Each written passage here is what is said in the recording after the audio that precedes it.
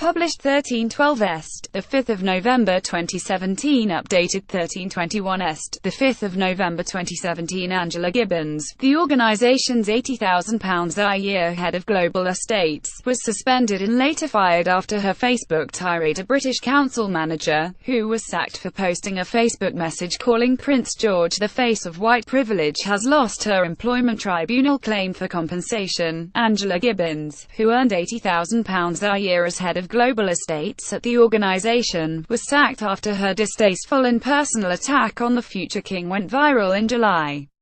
Ms. Gibbons, dubbed by colleagues at the charity as the Red Under the Bed and the Quiet Corbynista, had previously refused to meet Prince Charles when he visited her office, stayed at her desk as colleagues aired Lady Thatcher's funeral, and turned down a Buckingham Palace garden party invitation. Yet Judge Sarah Goodman and tribunal colleagues ruled the British Council was right to fire the staunch Republican for her reckless lack of judgment, inexcusable in someone in a senior position, despite her claims that she had a slip of judgment.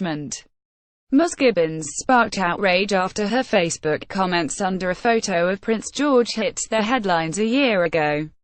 The picture, released to mark George's third birthday, was originally posted on Facebook with vile comments by the band Dub Pistols. There followed a debate among Ms. Gibbons' friends of social media about the Royals. Central London Employment Tribunal heard. She wrote the offending comment in response to a photo placed by the band Dub Pistols, with the caption, "I know he's only 2 years old, but Prince George looks like a fingerhead." This was followed by the comment "too much," which sparked a debate among Ms. Gibbons' friends about white privilege. Central London Employment Tribunal was told. She also posted white privilege. That cheeky grin is the already locked-in innate knowledge that helps royal, rich, advantaged and will never know any difficulties or hardships in life. Let's find photos of 306 Syrian refugee children and see if they look alike. Later she posted him in my socialist, atheist and Republican opinions. I don't believe the royal family have any place in a modern democracy, least of all when they live on public money. That's privilege and it needs to end. Yet in a written ruling, the judge said the tribunal agrees reckless lack of judgment which had caused disrepute is sufficient for gross misconduct.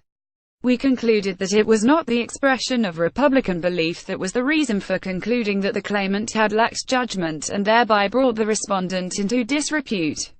It was that she had associated herself with a distasteful and personal attack on a small child. Ms. Gibbons had taken the British Council, which promotes British culture abroad and has the Queen as the patron, to an employment tribunal in July. She had claimed unfair dismissal, wrongful dismissal and belief discrimination. She said the British Council were limited by the lack of expert evidence on Facebook and had little practical experience of social media themselves. But Judge Goodman added, nevertheless we agree that posting controversially expressed views associated with an obscene remark about a child to 150 people by itself raised a risk that at least one of those might be so outraged by her comment as to pass it on. The claimant agrees that her remarks would have been unacceptable if associated with the British Council, despite posting her remarks on her Facebook, which has secure privacy settings. They were leaked out and 2 days later a story was published which sparked a huge row and widespread media coverage. The British Council, which employs 12,225 staff across over 100 countries and gets 16% of its budget from the publicly funded Foreign and Commonwealth Office, said it received at least 700 complaint emails, including some from MPs. Judge Goodman said against the information to staff about social media use, this was on a par with gross negligence, and did amount to reckless risk-taking. It did also bring the respondent into disrepute. It is relevant she was a senior employee. It was conduct undermining the respondent's trust in her to express her views responsibly and not to bring them into disrepute.